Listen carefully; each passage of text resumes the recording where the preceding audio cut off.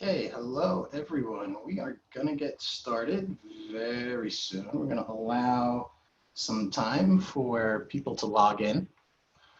And let's see, we got people coming right away. All right. So, welcome everyone today. My name is Dato. I'm the Chief Marketing Officer at Early Growth and wanted to welcome you to our monthly Meet the VC fireside chat, virtual fireside chat. Strange times we live in, but our one-on-one discussion with VCs from around the country to provide some education, some insight, some actions to help you grow your business, fund your business, and move forward in your entrepreneurial careers. My life, I started in the finance world, but for 25 years, been a serial entrepreneur. Raised a lot of capital, lost a lot of capital, returned a little bit of capital, had some wins here and there. And I'm coming to you today from Los Angeles. Early Growth, even before the pandemic, was a fully distributed company with people working from their homes and their co-working offices all around the country. I'm an East Coaster originally, but coming to you today from LA. As you log in, I want you guys to introduce yourself.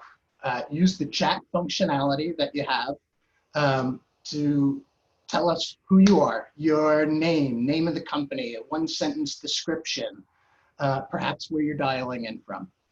And let's use the chat as we would the networking at an event.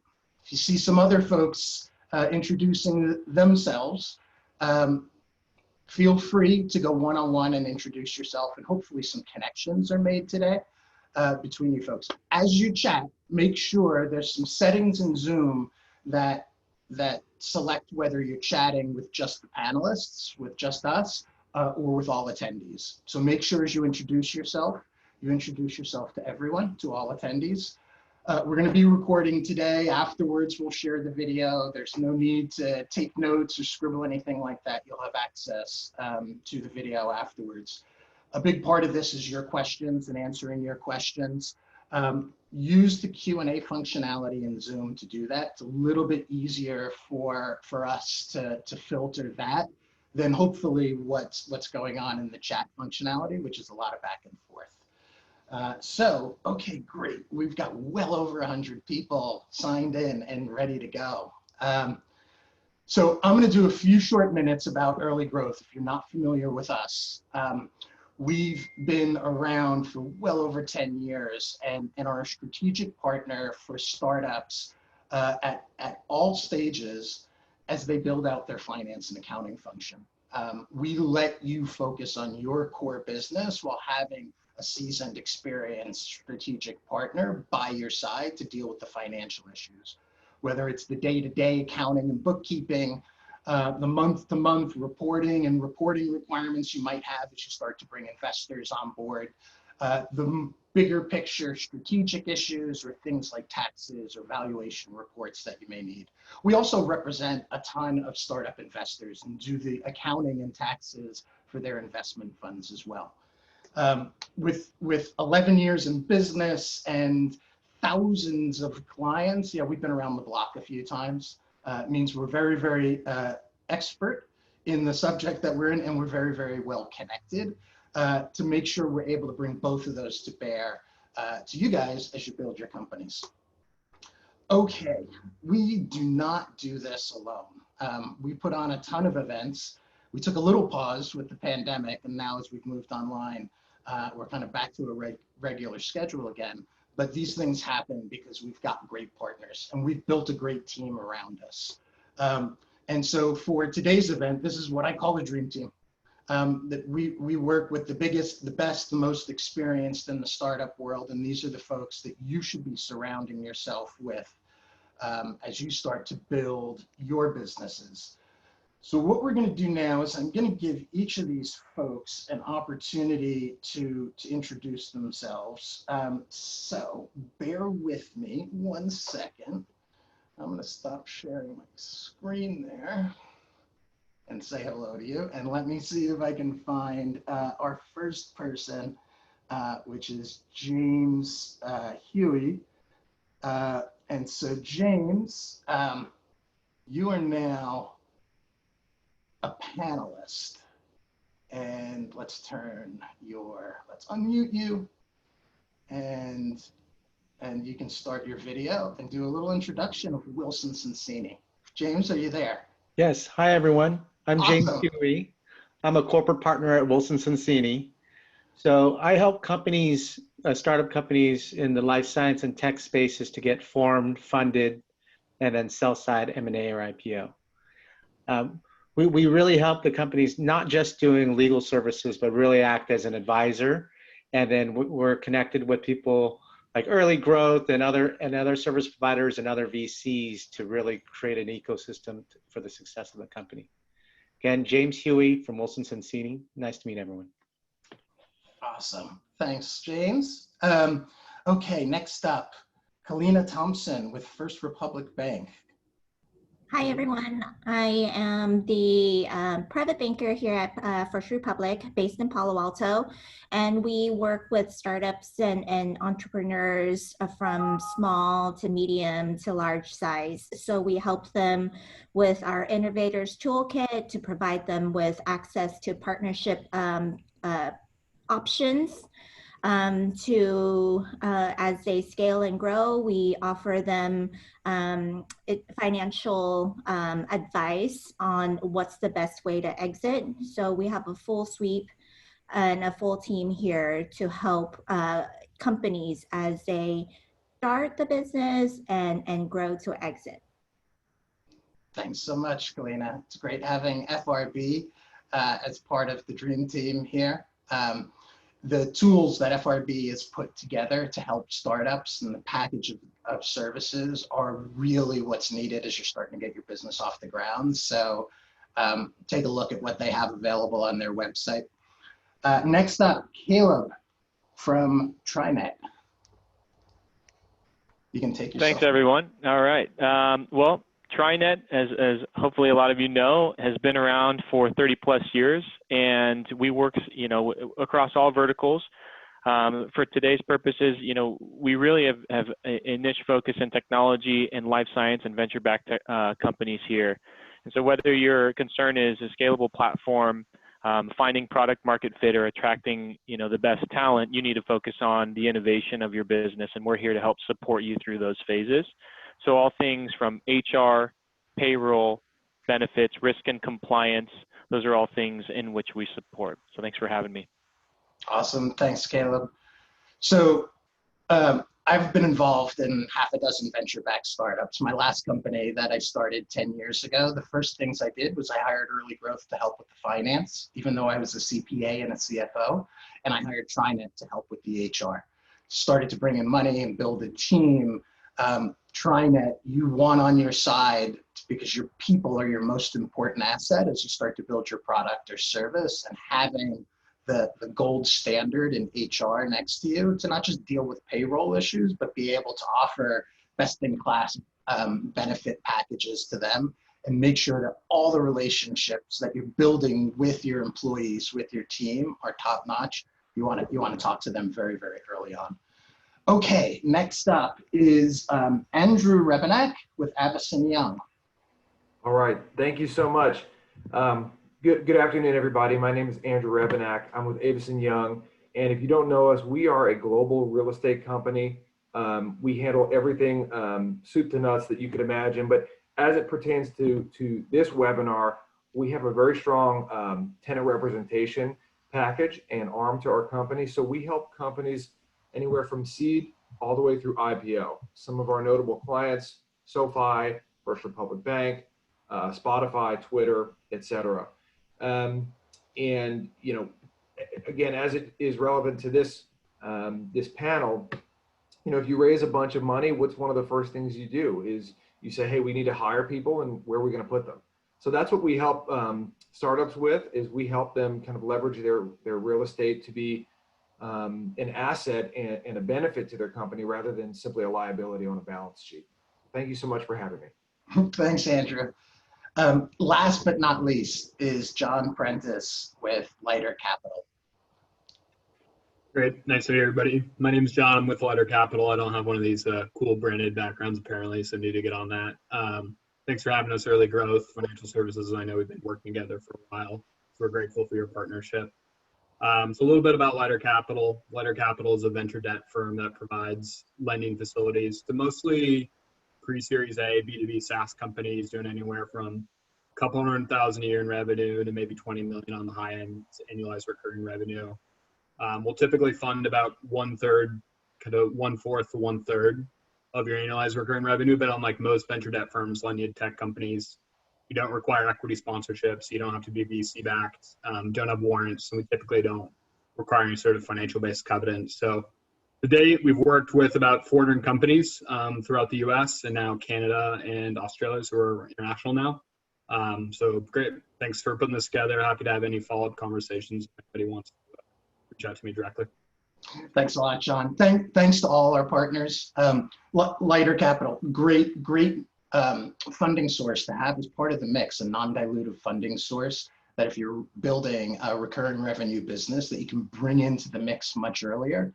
Again, as an entrepreneur, your equity pie you can only slice so many times. So having some non-dilutive or lower dilutive mechanisms in the financing mix is really, really valuable. So thanks, John. Thanks to the entire team here. Okay, we're gonna get going. I'm gonna see if I can manage to share my screen again, just so that we can quickly do some intros of our speakers. Okay. Before we do, I just want to mention that Early Growth does have a promotion running right now. This we're in October 2020. Now is the time to start thinking about your taxes for next year. If you're going to bring in an expert to help you with your taxes, you want to do that while you still have time to take some active measures to be able to do some strategizing, some planning, and take some actions before December 31st. So we put together a promotion to help you get on board. You can learn more about it at earlygrowth.com/tax promo. Okay, to get us started here, I'm going to launch a poll, which hopefully everyone is seeing now, to just let David and Jacob know a little bit about what our audience looks like. I'm going to leave that poll up there. And I'm going to introduce our moderator today. So David Mashhoodi. David has been our Northern California market manager for the last 2 years with Early Growth. He comes with a financial background, and he's a partner to the entrepreneurs in the Northern California market. Amazing wealth of knowledge. The one thing I can say about David is every time I try to reach him, and if I can't get him, I know he's probably on a mountain somewhere. So David's always off hiking. David, why don't you come off mute and take over and say a few words about yourself and introduce our guests today. All right, thanks, Dan. I appreciate the kind introduction. Hopefully everyone can hear me okay. Just a couple quick things on me real quick. I was part of our in-person events in San Francisco, which we haven't been able to do since February. So thank you for everyone for pulling this together and also giving me the excuse to put on a button down for a change. It's been really refreshing and happy to be hosting this today. So the best part about these events is really trying to make venture capital more transparent. So we've got some basic questions that I'll go through with Jacob on the blocking and tackling of what he's doing and some common questions that I'm sure probably a lot of you guys have as well. But the best things about these events are really, as Dan mentioned, the interaction with the audience. So that's really the aim here today. So that brings us to our dear friend, Jacob Mullins, and I'll give him a quick intro. Jacob has been a partner for at Sierra Ventures for some time and has a long career helping Sierra. Shasta Ventures. I'm sorry, Shasta Ventures, my apologies. You spend too much time in the mountains. No worries. People confuse them often. They're both. No, my apologies, Jacob. Shasta Ventures and has had a long career as a serial founder as well, helping grow companies from the venture side as well. So really great guy and does not hesitate to go above and beyond with founders. And it really shows in the portfolio work that he's done. So Jacob, do you want to talk a little bit about your background and how you got started with Shasta and as a founder in general? Yeah, great. Thank you. Well, David and the early growth team, thanks for having me. Oops, hold on. Yeah. The thing with having all of your devices connected is things break through. Thanks for having me on. It's really a pleasure to be able to chat with you. I've known you guys in the firm for almost probably most of that 11 years through Gadiel and the crew. And then all of your partners you work with, I've worked with most of them, like Wilson and First Republic and a bunch of that group. So all good people together. You know, I have been I've been in Silicon Valley for about 15 years. I graduated college in 2005. So 15 years. And I've been primarily an entrepreneur, have had the chance to get into venture capital over the last 6 years or so. But all along my path, I've found that these type of events, and specifically early growth ones, and specifically some other law firm marketing, have been really great for me in helping build my network, especially at the early days. Meeting people that can help connect the dots, and other entrepreneurs who also are great resources, because if we're on this call right now, we're all hustling to make things happen, and so it means the surface area is large, and so take advantage of the other people in the virtual room and people at panelists and others. So anyways, thanks for having me. My path has been a little varied. I love innovation. I love startups. I love the idea that you can build a product that affects the way that consumers live or that businesses interact with their customers. And so, so having the opportunity to do that initially was actually diving in and starting companies. My first company was focused on selling a dietary supplement product way back in 2003. And I kind of joke that if we were doing that business today, we could probably raise $100 million for it. But back then, nobody was investing in direct-to-consumer dietary supplements or direct-to-consumer products, which is, one of the biggest lessons I've learned. It's all about timing. And so now, as on the investor side, I think a lot about timing. When is the market ready for certain solutions? So that was my first company. Then I had the chance to join VentureBeat, which was the tech blog back in 2007. So kind of the early days of shifting media. Was there, ended up joining Microsoft out of that, and helped really get their startup initiative off the ground in 2009. Microsoft then didn't have a venture firm, and they didn't have a way to work with startups. They were mostly selling to large enterprises. So it was a great way to just continue to build my own network. And throughout my career, I'm constantly looking for new pockets of network to be able to build into. And then ultimately joined Shasta Ventures.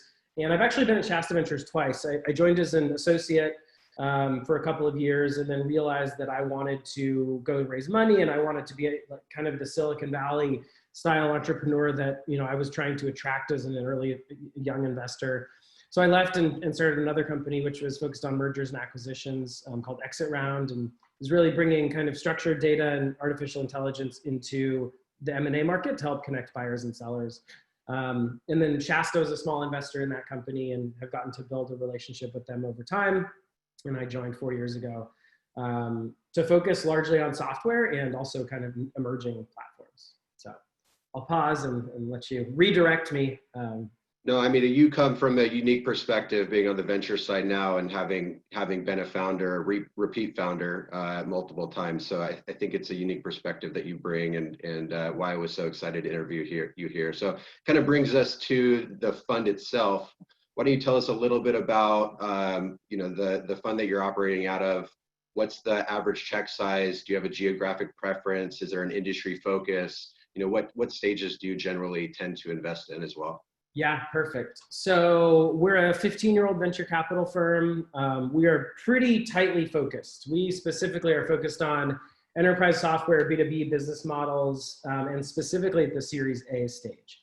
So what does Series A mean? And we can define different stages and different roles along. But for us, what it means is early revenue, early customers, somewhere around $500,000 in annual recurring revenue, up to about $3 million in annual recurring revenue. That's kind of the target of what we're looking for.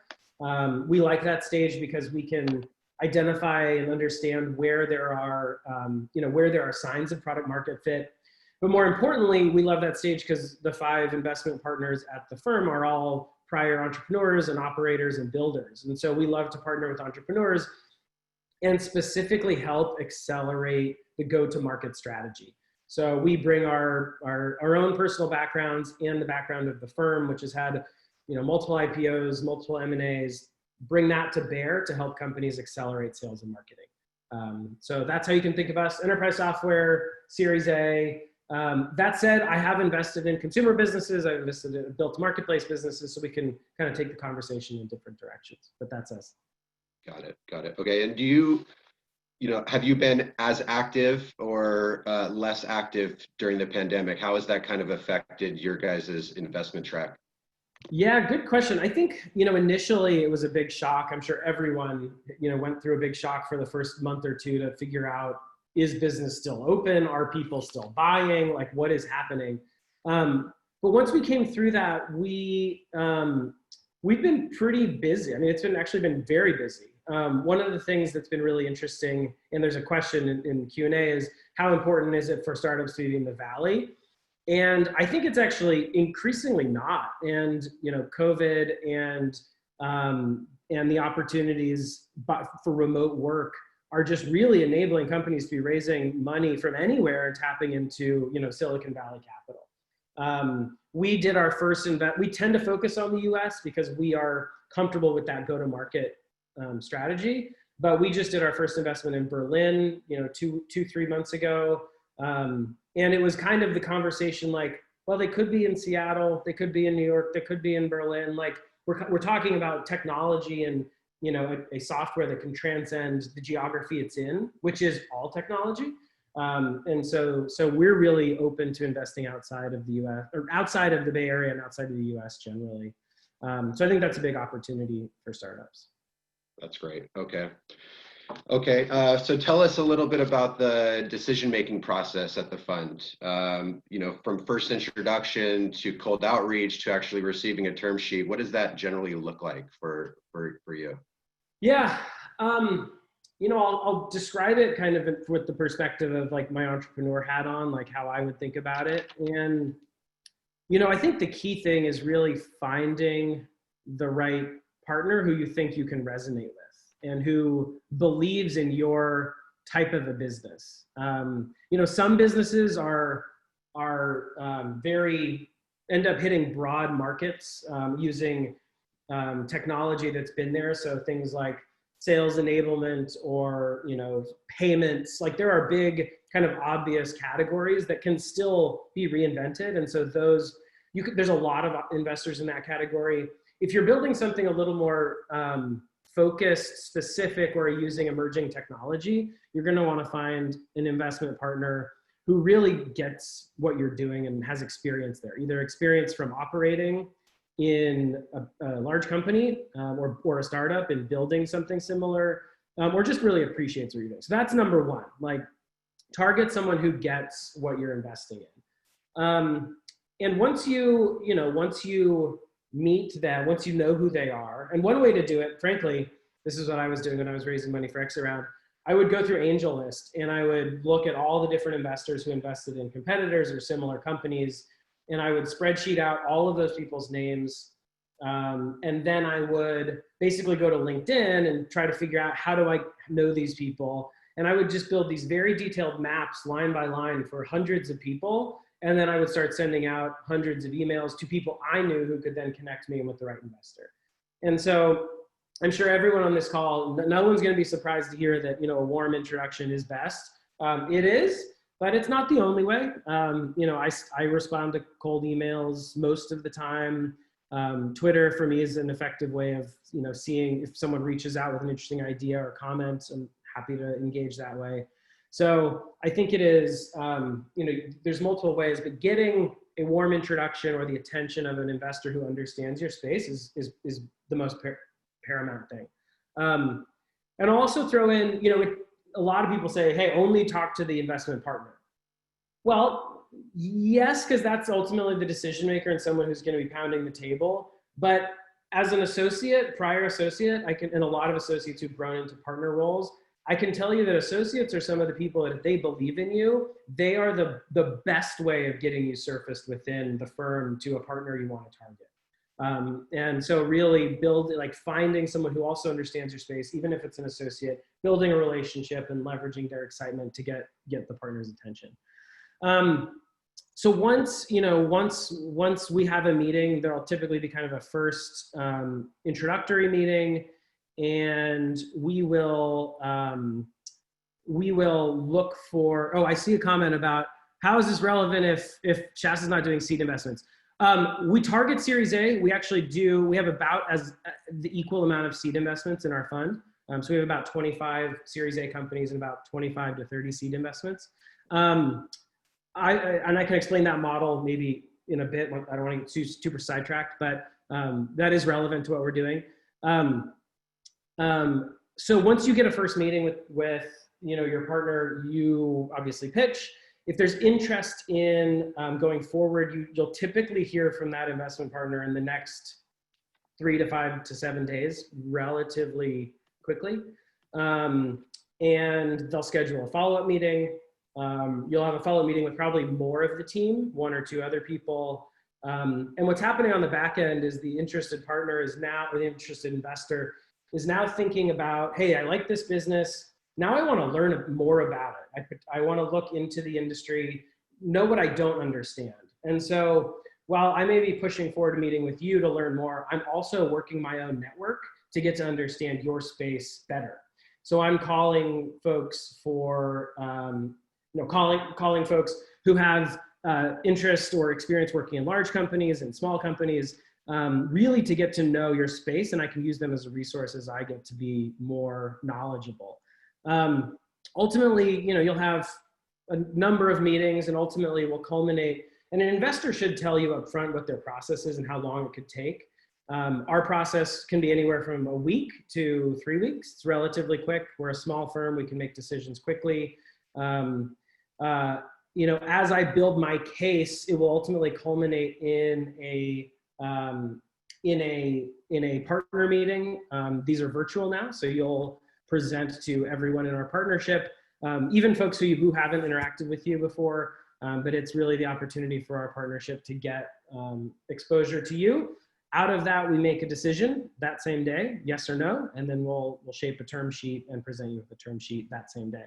And then, then we can kind of go into the deal negotiation process. But that's the general process. Thanks for that, Jacob. Yeah, that makes a lot of sense. And I think it's an important point to understand the investor decision-making process, as you begin to have those initial conversations.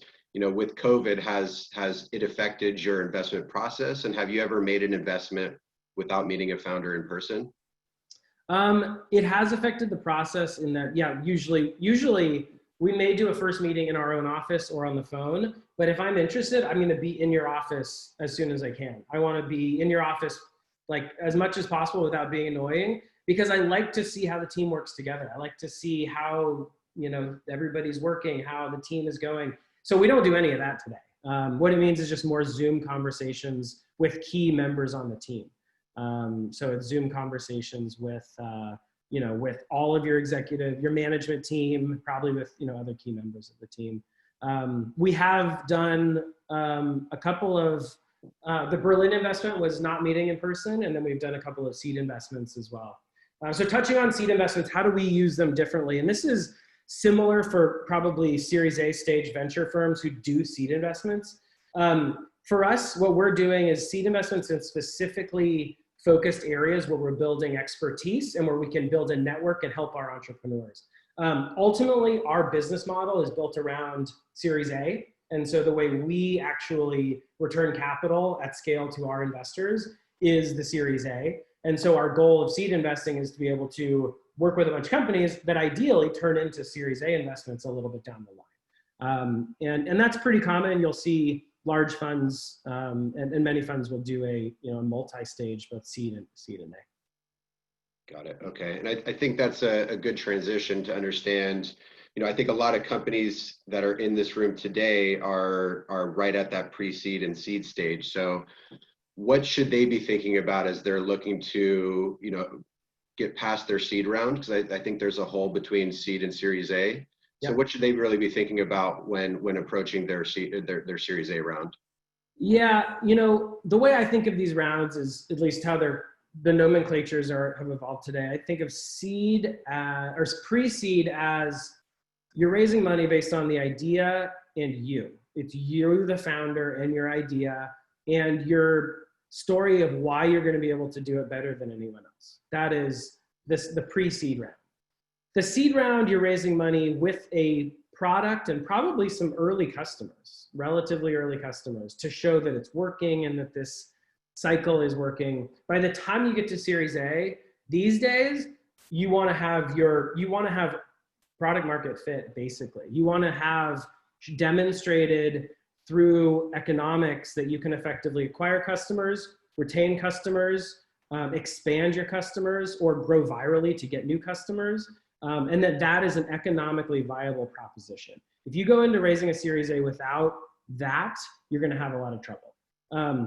For those that have been in the business for a long time, the Series A is now what the Series B used to be, right? All the names have kind of been shifted around, and pre-seed is now what a seed used to be. But by the time you're getting to an A, you are really thinking about that, about the economic viability of the business. I saw a question in the chat asking about, you know, you have the economics of you're raising a seed round, but you have the economics that you could raise an A. I mean, here's how I think about raising Series A. Again, you want to be focused on proving that this is an economically viable model. There's a growth trajectory that is kind of jargon in venture capital called T2D3. What it means is it's a 5-year growth plan. T2 means triple for your first 2 years. And then the double is doubling each successive year. This was created by an investor, I think out of Battery, who reverse engineered successful IPOs and realized that that successful IPO candidates were able to reach $100 million in revenue in 5 years. And what they did is they did this trajectory. You start with 1 million in revenue. In your first year, you triple from 1 to 3. Then you triple in your second year from 3 to 9, call it 10. Then you go from 10 to 20, 20 to 40 or 50, and then 50 to 100. That's the growth trajectory. If you have that, you will have Series A investors all over you, or seed investors. That is a hot growing company. And so I'd say as you think about when you get to the Series A, or as you're building at the pre-seed and seed, how do you focus on building an economically viable model here? Good stuff. Yeah, this is the first time I've heard of that. It's really interesting. If you Google T2, D3, there's a bunch of writing on it. It's become jargon, but it is, in baseball, it's called the Mendoza line, which is basically the excellent hitters versus the not excellent hitters, and how can you benchmark yourself and then put kind of hard goals to actually go accomplish that. Great stuff. Okay, awesome. Getting back to the fund, you know, how involved are you with your companies that you tend to invest in? Or do you require a board seat? Do you offer follow-on investments? Do you typically lead rounds? And then is there an area where Shasta typically offers unique or disproportionate value to these companies as well? Yeah, great question. And related, I saw another question. Someone was asking our check size. I did leave that out. So we typically write checks between $2 and $10 million. We tend to lead rounds. We are focused on, I mean, for us to dive in and lead around, we have to have like super strong conviction in the business, but also really strong emotional connection with the entrepreneurs.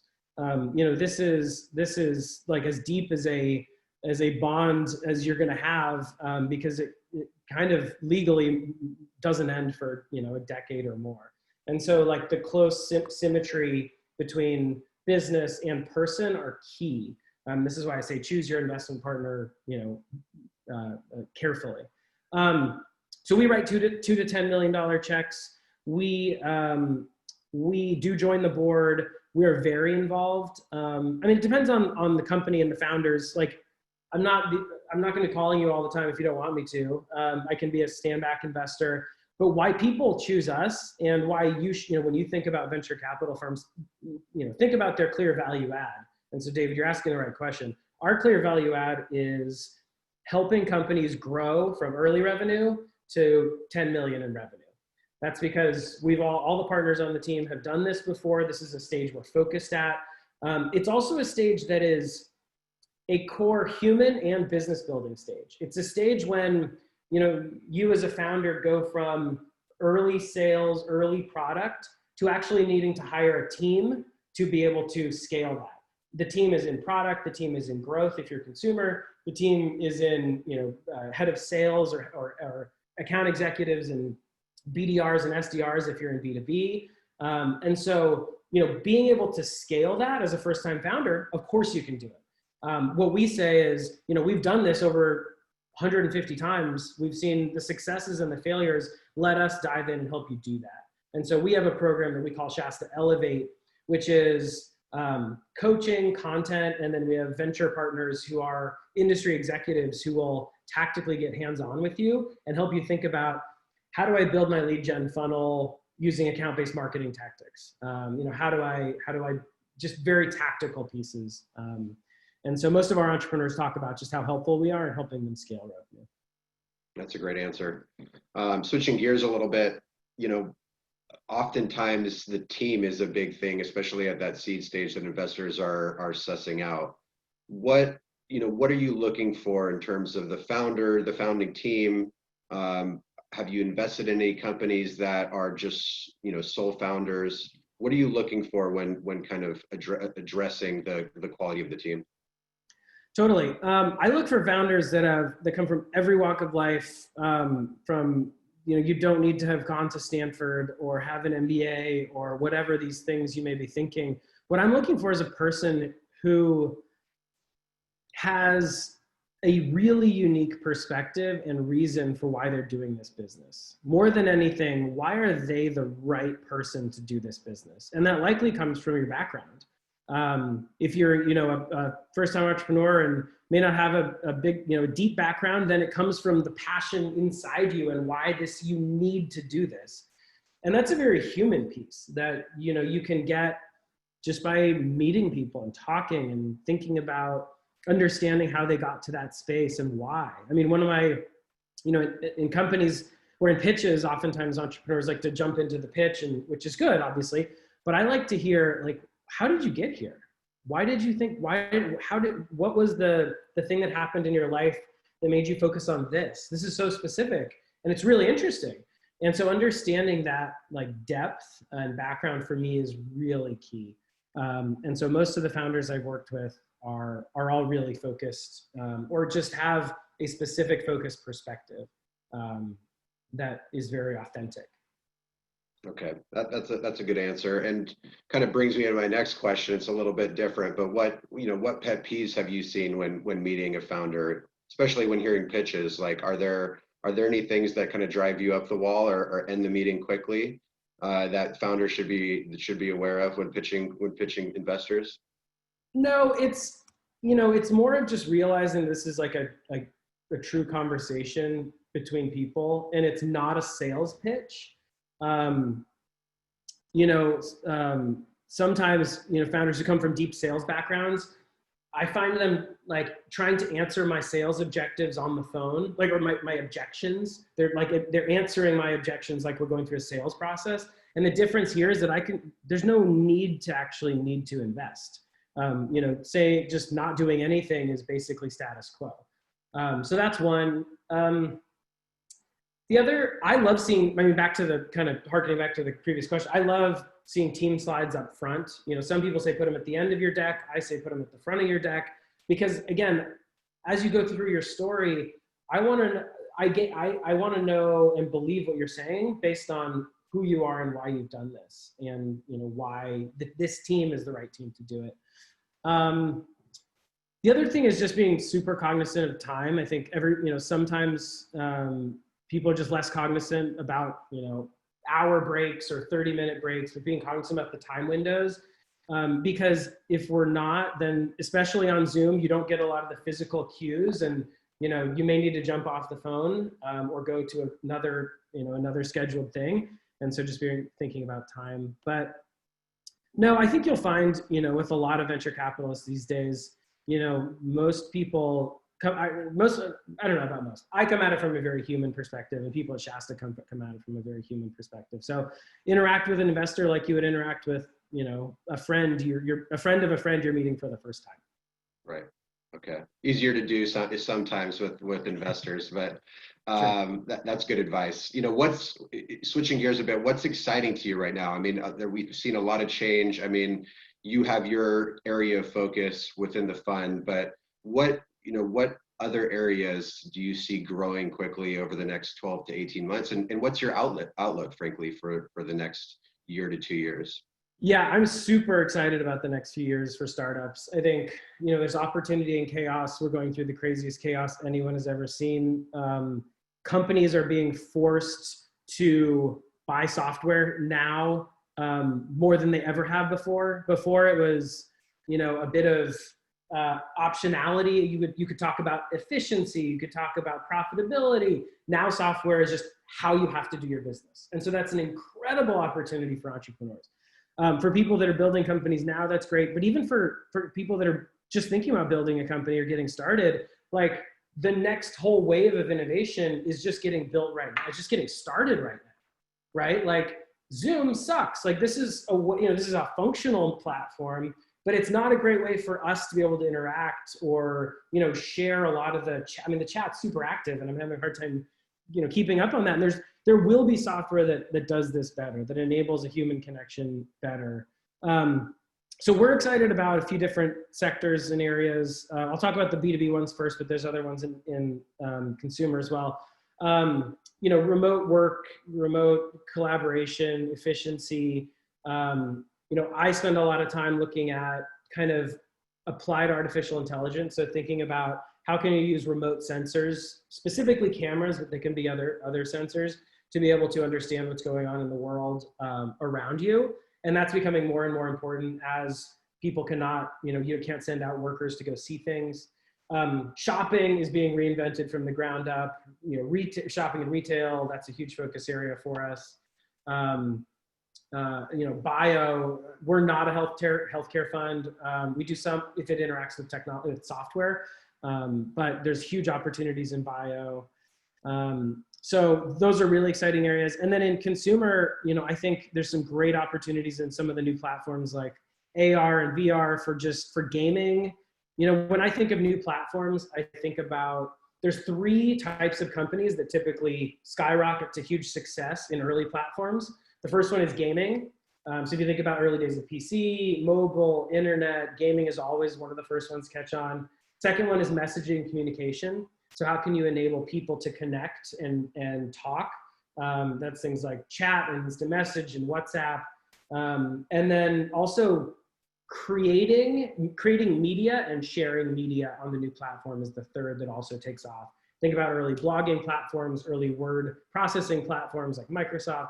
Like those are the things that are evolving. So when you think about new technology shifts, those are 3 areas that I specifically get excited about. But man, I mean, I think COVID is the best opportunity any entrepreneur has seen, or maybe we'll see on our lifetime, because everything is being shifted and people are open to new things.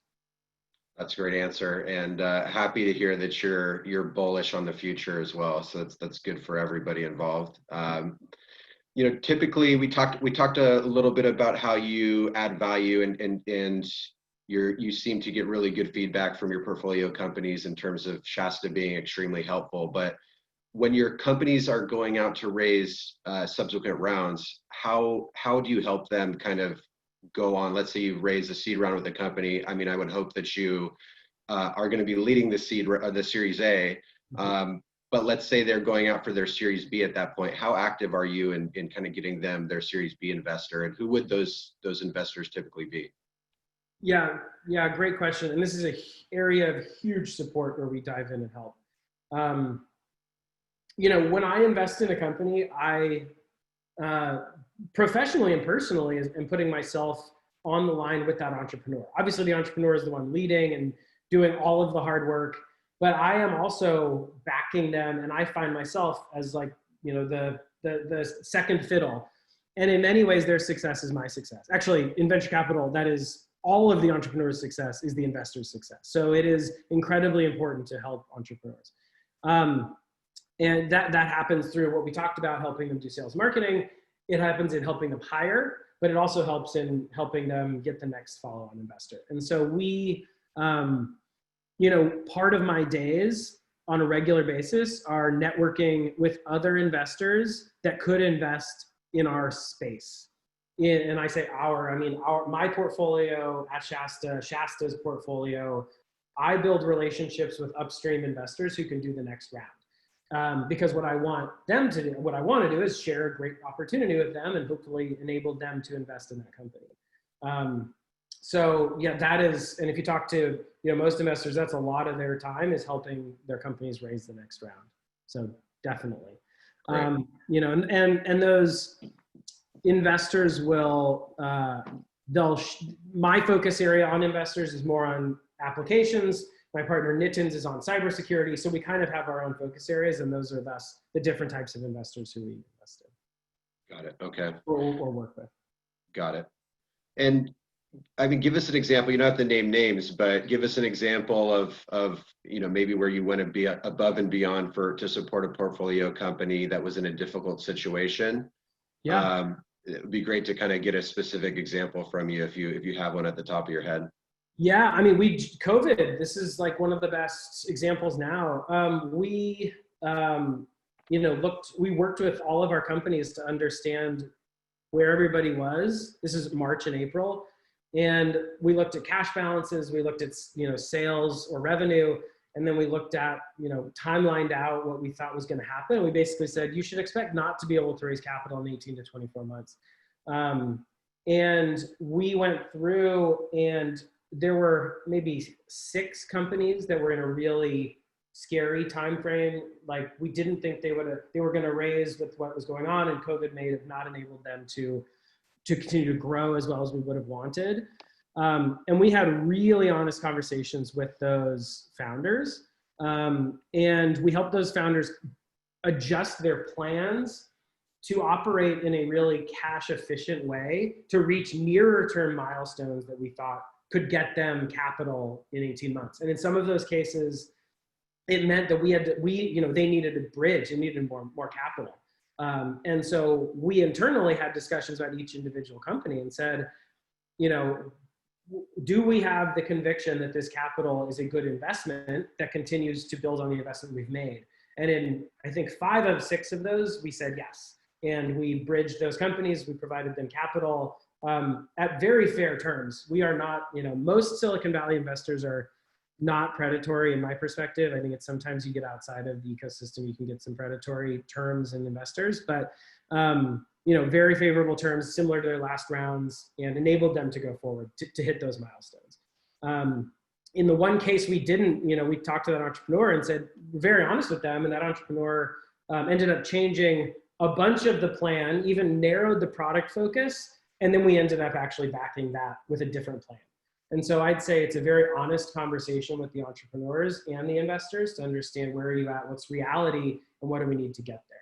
And I think one of the benefits that an investor, an active investor in the space will be able to provide an entrepreneur is also, where's the market at? You know, where are deals getting done? Because in any month we have, you know, I think we have 80 active portfolio companies. So in any given month, there's 1 or 2 companies that are getting financed or going through the process. And so we have a good, you know, good feeling for where that is. I saw a question in the chat about valuations. You know, valuations at the seed or pre-seed, I think it's kind of the entrepreneur and the investor can kind of make up the valuation. You know, AngelList has a great, if you go to angel.co/valuations, they have a great tool for understanding valuations at different stages and different geographies. But the way we think about it is, you know, when we invest, we typically want to buy about 20% of the business. That's a pretty traditional venture capital piece, somewhere between 15 and 20%. We think about how much, you know, how much does the company need? How much should we invest to get them there, to get them to the milestones where they can raise the next round? And typically you can back in with pretty simple algebra. We're going to invest, you know, $6 million, we're going to buy 20% of the business. And so here's an implied valuation. Now, if you're you know, in the fortunate spot as an entrepreneur to have multiple investors at the table, you can build a competitive dynamic. You can bring the valuations up, and that's great. that's how we think about valuations. Now, when you start to produce revenue and in your later growth stage, valuations tend to get more defined by revenue and growth. Companies that are on that triple, if they're tripling in revenue, they're going to be raising at 20 times revenue multiples. If you're, 150% to 200% growth, you're probably going to be closer to 10x multiples. And there's ranges in between. One thing I did want to ask is how you have, or maybe we're on examples, specific examples. How can you provide one where, how have you handled an investment that's failed? And more importantly, what did you learn from that? Because, I think as your career as a founder, you were involved in a lot of successful businesses. So I think it could be interesting to understand, how you've grown from the investments that don't do so well as well. Totally. The ones that fail obviously are tough, and unfortunately there's more that fail than succeed. But I end up working very closely with the entrepreneurs. It's a very emotional process for the entrepreneur. For me, I've had companies that haven't worked out. It is just the worst. And I've had investors in those businesses that have been very supportive, and investors who are more focused on my long-term success as a person and an entrepreneur than them seeing their dollars back. This is kind of again, think about what type of investor you want to work with. Professional venture capital investors, in our business models, we have a giant line item for lawsuits. It's in some cases 30 to 50% of our capital invested we expect to lose. That's in the business plan. So we are okay with that. And so what that means is we tend to focus a lot more on, how's the team? Who's on the team that we need to take care of in making sure they land correctly? How can we make sure that this company, is there value in it that isn't maybe the initial hope, but is there intellectual property value that we can sell to an acquirer? Is there customer value we can sell to a partner? Is there team value, which you can sell in an acqui-hire? Or at the end of the day, if it's truly a shutdown, it's like, how do we get our, the people that work in these companies jobs in our portfolio or outside of our portfolio? During COVID, when all the layoffs were happening, we propped up kind of a resource to find layoff lists. And it was an open list that we were, it's on our blog, but we were actively trying to find, jobs in our portfolio companies for everyone that was getting laid off. And that's something we'll continue to do. And then I think the last piece on that is entrepreneurs that have failed. I know what that feels like, but I want to work with that person again. Like depending on how they interacted and they were as a person going through it, but that is such a trial by fire that on the next one, they're going to do things twice as efficiently because they know all the mistakes they made. And that would be true if you're doing your third company, your fourth company, your 10th company, you just learn more and more and more. And so it's like, all right, maybe that was the tuition we had to invest to work with you again, but we're totally open to working with you. Great answer. And it's really good to see a VC kind of approach it from a humane perspective. And I think you're able to look at it from a very interesting lens, being a founder yourself. One thing that came up in our last month's webinar that I thought was an interesting question was how you approach mental health, especially of your portfolio companies and the founders that you're working with. I know as we all transition to a remote setting, it can be difficult, certainly for me and for a lot of people that I know. How do you approach mental health for your founders, and how much do you think that is an issue? Yeah, I think it's a very real issue. For me personally, it's a huge focus. With all of the CEOs and founders that I work with, I constantly am asking them, like, especially during these trying times, like, how you doing? Have you taken any time off? Have you just turned off your computer for a while? Because we all are experiencing this, we're this always on mentality. So it's something I'm always asking about. And I've even asked, then I asked our leaders, our CEOs, how is your team doing? And, you know, during COVID, one of the things that I've seen, one of our portfolio companies kind of started doing voluntary, you know, checkouts. Like, you know, if it's not vacation time, but you can just go dark for a week, like go away, turn off, even if you're just, you know, at home doing nothing, that's fine, because this always on is a problem. So that's, I mean, right now we're facing it very real throughout the portfolio and throughout our whole ecosystem and industry and society. And then, you know, how do we do it a little more proactively? I love to have our founders work with executive coaches. I think I've worked with executive coaches, and what they're, you know, the coaches can kind of bring together the best of emotional management and professional management. And so it's like a subject-oriented psychologist in a way. And so I've found that super helpful, and I would highly recommend, you know, anybody, if you can, you know, chat with a coach, and in lieu of that, chat with a founder, chat with someone else who's going through it. I mean, I find myself commiserating with other, you know, young venture capitalists and also founders to talk about, you know, I'm facing this huge problem, like, and even just talking to you is helpful. And then you hear about how you're not the only one facing it, or, you know, this is a common thing. There's just strength in talking and being open. And so would, you know, highly suggest that for anyone that can. Definitely. And I think it's a good point, the executive coaching. I even see a question in the chat box of who do you recommend for executive coaching? So is there anyone at the top of your list that you kind of direct your founders to? Yeah, there's a network of coaches I worked with before called Reboot. I think it's like reboot.io. It was started by a guy named Jerry Colonna and Khalid Halim. I've worked with Khalid before, he's amazing. But they brought together a network of people around the country that kind of are in their model and frame. So I would suggest, you know, looking at that. But I mean, that's not the only place. Yeah. Well, I know we're approaching the top of the hour, and we haven't really even got into the Q&A section of the webinar. You've been doing a great job of keeping your eye on the chat, certainly better than I have. But Dan has been certainly helping me kind of keep an eye on things. If there's any questions that you know, we haven't addressed from the audience, I would love to do so now. So feel free to throw in your questions in the chat box, and I'll pass it to Dan to see if there's any at the top of the list that need to be asked.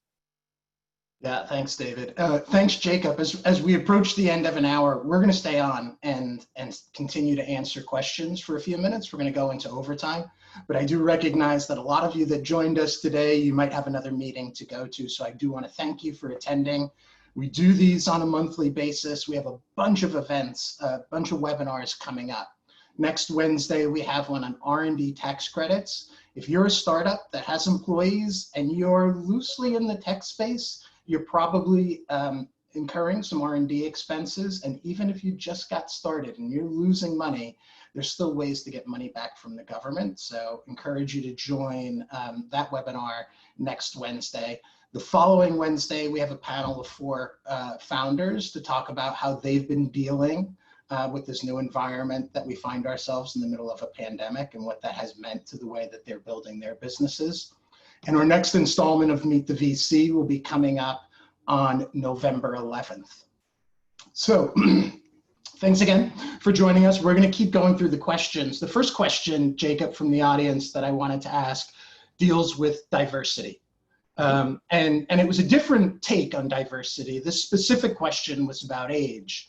But we're certainly living in a time where there's a lot of social issues that have come to the forefront. And for us in the startup world, we have a lot of underrepresented groups, whether that's Black founders, Latin founders, women founders, and for the person who asked this question, older founders. So I'm curious to hear, I know that you're doing things in the Latin community. Yep. Early Growth launched a Black founder mentorship program recently. And another upcoming event that we're doing on November 18th is actually going to be a panel dealing with Latin founders and Latin investors. But I'd love to hear how you're addressing those issues, whether it's age or ethnic or gender. Yeah, how that totally. impacts. Super important. So most closely and personally, I'm the founder of Latinx VC. So I'm Mexican, and we formed this group about 18 months ago. There's 9 of us, though the community is now 800, 900 strong. So if you're interested in Latinx VC, go to latinxvcs.com. And we're focused on helping people get jobs in portfolio companies as well as venture capital firms. But directly, I mean, I think it's the most pressing social change, just the most pressing issue we need to make sure that our portfolio companies and our own firm is paying attention to. We specifically on age related, I was just thinking about the last few investments that we've done. I think in 2 of them, we have founders who are in their 50s and 60s. Some of our most successful companies have been started by founders over 40. So, from an age perspective, we're more than open and excited to work with anyone. From a diversity, Black, Brown, into companies, we're actually doing a talk, and maybe we can send it out to your community. But Latinx VC is partnering with Black VC to do a talk on November 6th, I believe, focused on how, as a portfolio or as a company, how can you attract and more proactively look to bring diverse founders with different backgrounds into the mix. So it's a really common conversation. Of the 6 companies I'm on the board, 2 of them are female-led CEOs and founders. So it's just, I pay close attention to it. Our firm pays close attention to it, and we all need to just keep going. One thing that I saw pop up in the chat box that I failed to ask is, what's the best way to reach you? I know you kind of alluded to it at the beginning. You're open to cold intros or cold outreach, but probably a warm intro being the best. But feel free to share the best mode of communication with you as well. Yeah, definitely. I mean, my email is open. It's jacob@shasta.vc. I'm at Jacob on Twitter, or Jacob Mullins on LinkedIn. But shoot me a note. I mean, our focus is pretty, narrow in that we're looking for seed, Series A, B2B. But I can always help introduce you to other folks in the space.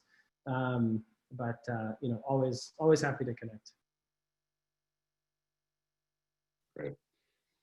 Dan, any other questions you see worth asking? Oh, absolutely. So I'm going to tie together a few questions, and I know that we touched on this, but just resharing the results of the poll. The vast majority of folks here on the chat are raising a seed round, right? And I think there were a lot of questions about this process of how do you go from seed to Series A? What role do angels play in this? And how do VCs think about a Series A VC? Think about how you built your seed round.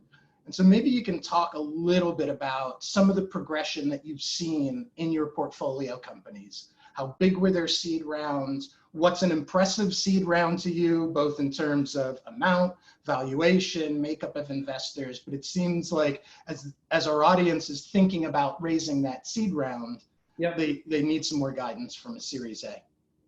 Yeah, totally. I mean, it all depends on, at the end of the day, capital is capital, and you need any capital to get your idea and business off the ground. So, at the end of the day, you can't be too choosy. But if you could design the right investor set to look for, I'd say because we're looking at, we're very focused again. So we are looking and build relationships with seed investors who have very similar focuses. Off the top of my head, working with groups like Uncork Capital, Amplify, Acceleprise, these are like B2B focused seed investors and incubators. In the same way, there's certain ones like Bolt and hardware, there's Indie Bio and health tech. And so there's like there's forerunner for consumer, and now they're growing into be much bigger firm themselves. But I would say, if you are, and most companies should be pretty focused, but find investors who know your space, even at the earliest stage. And even if it's an angel investor, like I was saying, go to AngelList, find every angel investor who's ever invested, reach out to them. Because those people likely have a network of VCs who have invested in companies that they've invested in, and so on and so on and so on. And so as you just continue to build, as you build your business, continue to build out the network of very experienced people around it. So that's what I would counsel you to do. Totally. Use one LinkedIn thing to that I figure saw out how you can triangulate. Yeah, go ahead, Dave. One thing that I saw pop up was crowdfunding and how VCs kind of view companies that have gone through a crowdfunding campaign. I don't mind crowdfunding at all. I don't think it's bad. I don't think it's bad. I don't think it's a negative signal. Crowdfunding, especially if it's non-dilutive, is like actually the best thing to do, right? Because then you're not diluting yourself. So, again, at the end of the day, it's like you need capital to get your business off the ground. So find it wherever you can, and then build a good business, good business economically. I'd say that within the business metrics, what do you focus on? Economics, number one, and number two is engagement or retention. Once you get someone to your product or in your product, whether it's B2B or consumer, focus on engagement, keep them there. And the better the engagement, likely the better the monetization, and go from there. On that point of raising capital, I saw a question around getting a lead, and I think a lot of entrepreneurs always struggle with this choice of party rounds versus how do you find a lead, and when does that become really important? Is that important to have a lead in a seed round? As you start getting up to a Series A or a Series B, what role does the lead investor and how important is it? Yeah. Leads, it's kind of a funny thing because they're kind of just a social construct. They're not necessary, though many investors say they want a lead. What they're really saying is they want someone to put in a majority of the capital and like take most of the risk. And then because they've done all their work, the other investors will come in. Like that's kind of how I see it. And to a certain extent, as a person that leads rounds, yes, that's right? Like I know a space really well. I do the diligence and gain conviction and believe this is the one. And then it also means I'm super committed to it. I think the biggest thing about not having a lead, and this is something I experienced when I built Exit Round, we raised like 2 million, but it was a party round with just a bunch of people. And what I realized is I actually missed not having one investor who was really invested with me in it, who I could call, who I could work through tough problems with, who we could do board, I called them faux board meetings because I didn't really want to institute a board, but, just get together with and really talk through tough issues. So I think when you're looking for a lead, that's kind of what you're looking for. You're looking for someone who's going to commit themselves to this business and help you think through the difficulties of it. But if you don't have a lead, I'm fine investing in a company that doesn't have a lead, traditional lead seed. That's totally fine. I think it's, again, back to, I want to look at the actual viability of the business and the data that you have on economics and retention. Those are the two things. Some questions just before people drop are asking how they get in contact with either you or us. For us, we'll send an email after this, but you can always contact us at webinars@earlygrowth.com. And Jacob, I know you gave your email address. Yeah, my email is jacob@shasta.vc. So just to wrap things up, I want to throw it back to you, Jacob. If there's something that you want to talk about, or if there's a piece of advice that you give to these entrepreneurs, again, primarily raising a seed round or raising a Series A, there's one thing that kind of stands out that you want to leave them thinking about. And maybe it's not an advice, maybe it's a piece of advice, maybe it's a challenge that they should be thinking about. I think when I've raised seed rounds, it is so tough because it feels like herding cats. You know, you have investors commit, but they want a lead or they want this other stuff to happen, like we were just talking. What I tried to do, and I guess piece of advice, is like figure out how can you create just FOMO? Like, how do you FOMO investors? That is really the only thing that gets investors to move, is that they're going to miss out on this investment. And so whether that's like a big name angel that just committed to you, use that name to go tell all your other investors that that person's in and we're going to close this thing in 2 weeks. So you're in or you're out. And creating FOMO in a time compressed time period is so important because investors can just let stuff, you know, linger. So I'd say time compress, force, you know, you can always say you're going to extend the closing deadline. That's fine. But like use, you know, find a piece of FOMO that's impressive and exciting. You can then garner excitement around other folks to drive in to get your round closed. And you kind of have to do that on all your rounds, even later on, as you have leads or different leads. You kind of have to create false sense of missing out to get people to move. But that's my advice. Great closing thoughts, Jacob. And you know, I wanted to thank you personally as well. We appreciate you taking the time with us, and definitely digging the COVID beard. So don't ever shave that off. Thanks a lot. We really appreciate your time and hope to have the opportunity to do this again sometime. Me too. Thanks a lot, David. Thanks a lot, Early Growth team. I really appreciate it. Thanks, Jacob. Great job, David. And thank you all for attending. And again, we'll follow up by email with a link to the video. And we hope to see you back again next month. Thanks. Bye-bye. Thanks, Dan. Bye. Thanks again. Bye, guys.